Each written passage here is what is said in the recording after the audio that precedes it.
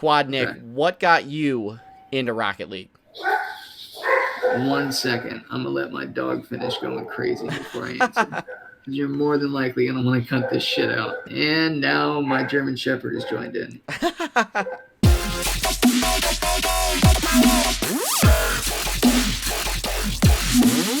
How's everyone doing? SwasAye back with another episode of Rocket League Decision Making. Today I am here with Quadnick, the Quadnick.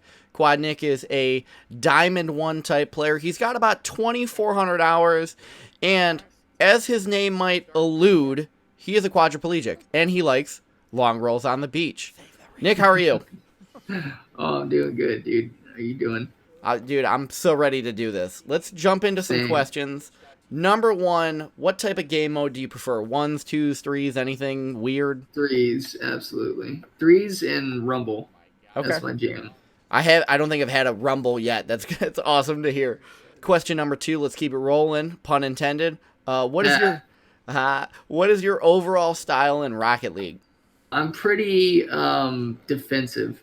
My friends are a higher level than me. They're better shots than I am, so I usually hang back about midfield and clean up the scraps, but I have been known to be a striker on occasion.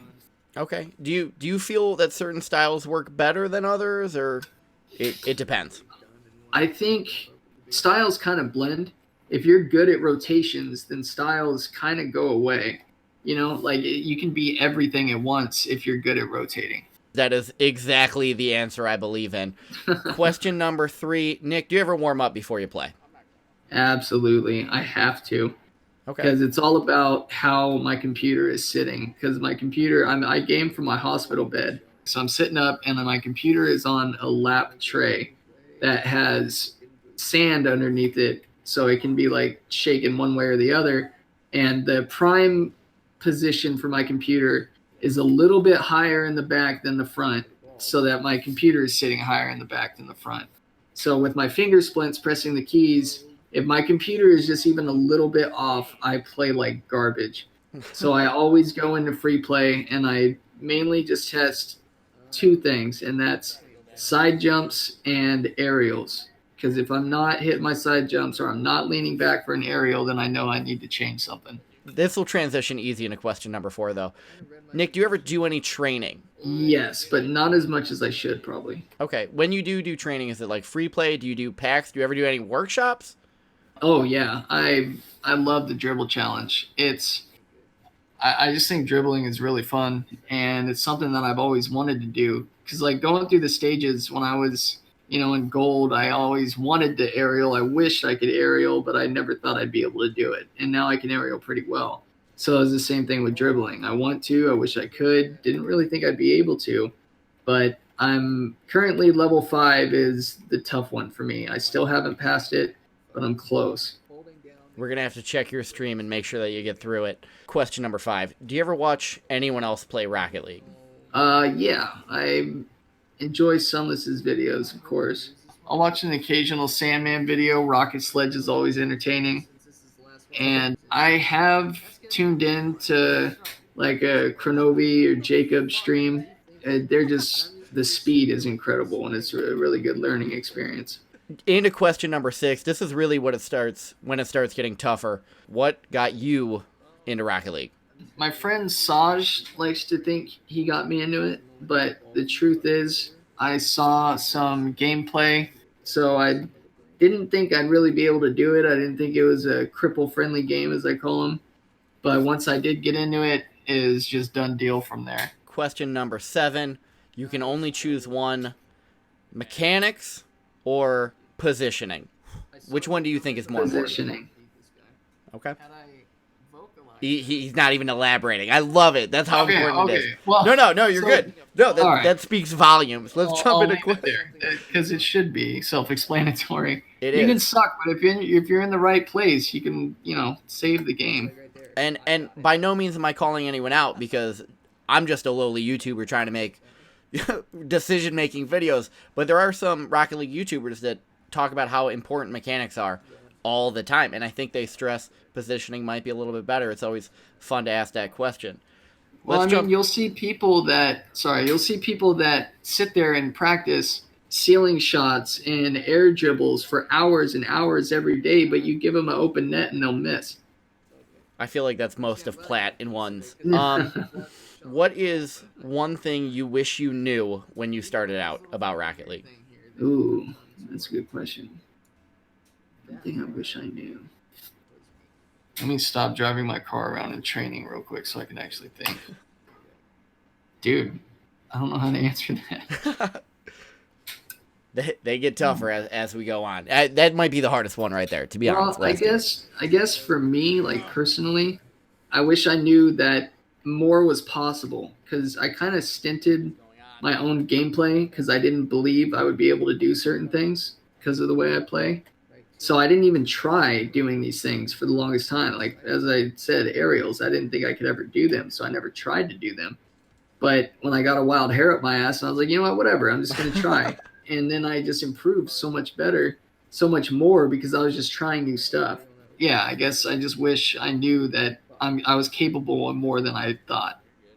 Fantastic answer. Let's go through the last I got there two eventually. questions. Question number 9. Quadnick, what is your biggest weakness in this game?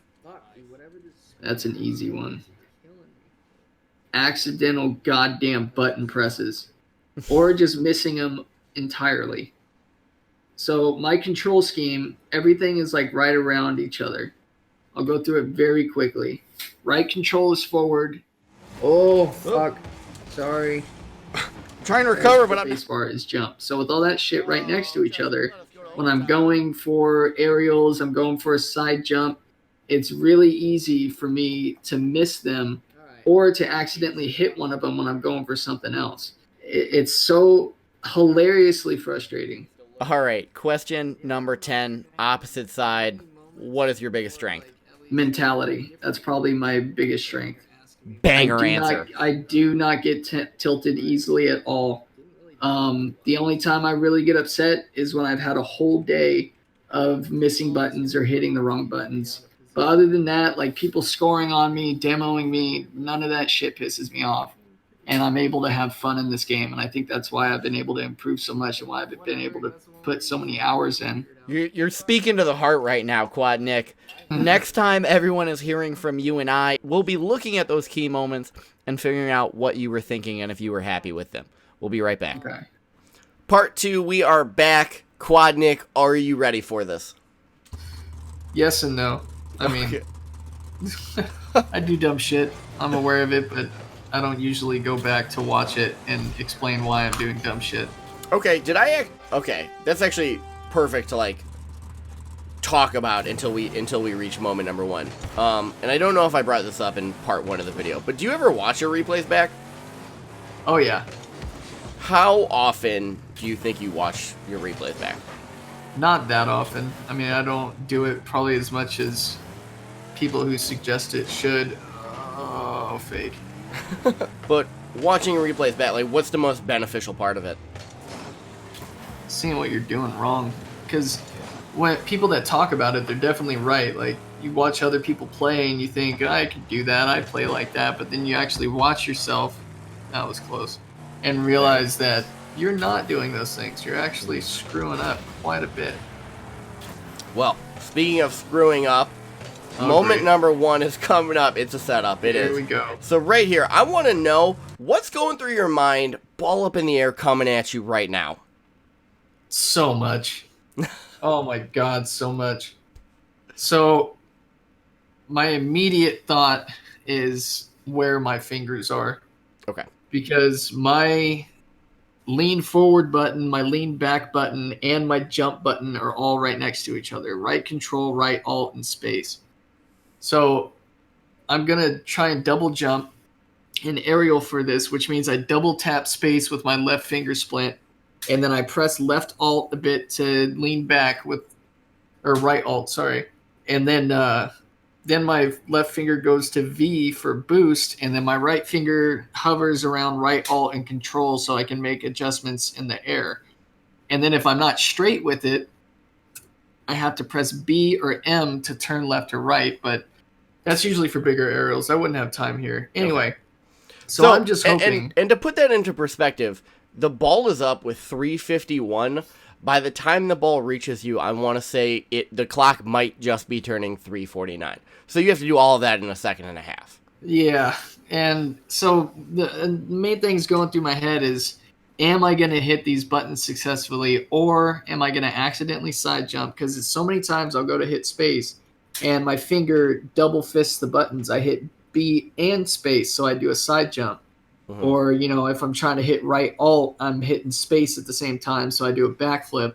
So I'm just hoping, for one, that I'm not going to do something I don't want to do, but also you can see the angle I took with the ball here. Mm-hmm. Like, since I can't control my car in the air other than forward and backwards, I have to position my car to where the ball is going to be by the time, I'm up in the air.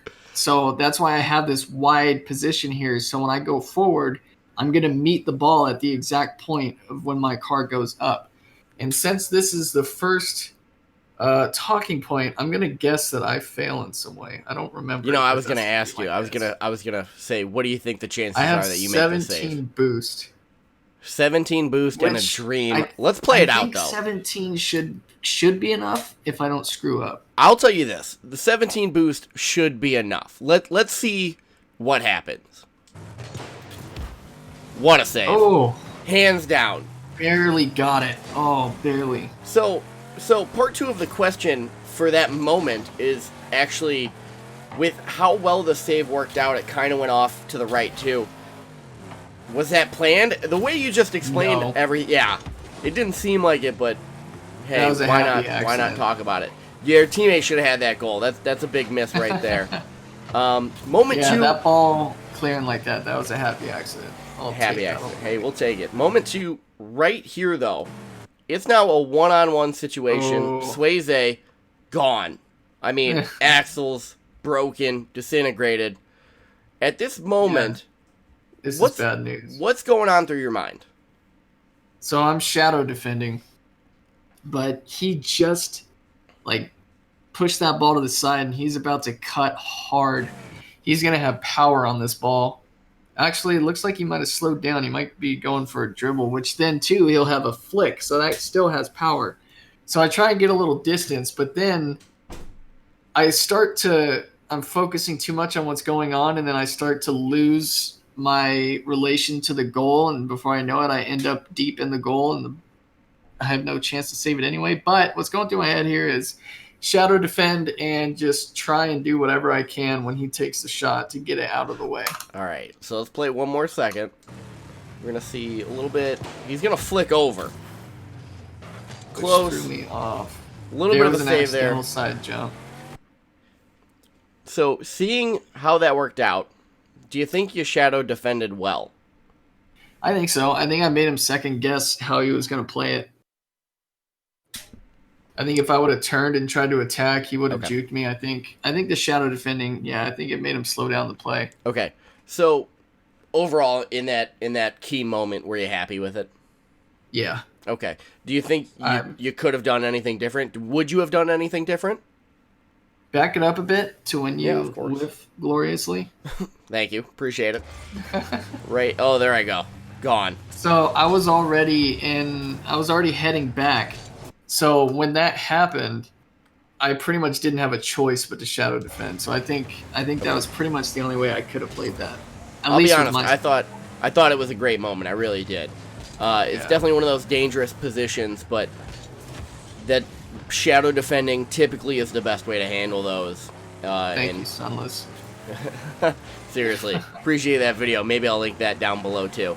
That ball's going to trickle across the middle. Moment 3 is going to come not too far away. Moment number 3 is rapidly approaching.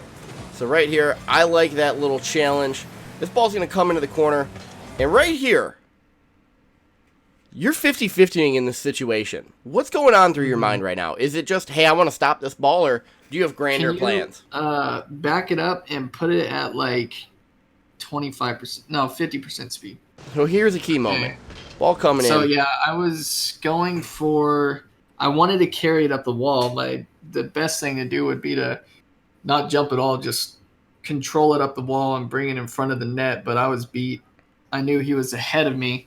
So my only choice in my mind and my skill level was to challenge it into him, to hit it into him, and hope that, again, I get a lucky direction from it.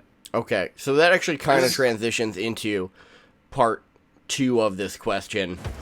That's going to go right middle, a little bit of a double tap. We're now tied at 2. See, sometimes luck is just on my side. And that's actually in my question. I have notes, right? I do my due diligence. I personally think that's a fantastic 50-50, but was there any hope to put the ball in the middle, or were you just trying to get in the way? So the thing with this reviewing the replay and question and answer is it's kind of not, it has potential to not be 100% truthful, because like this game was a little bit ago. I don't remember exactly what I'm thinking. I'm just trying to think like I would in the moment. Yeah. But it's easy for me to sit here and say I was doing this, I was doing that, because, you know, I'm not actually playing the game.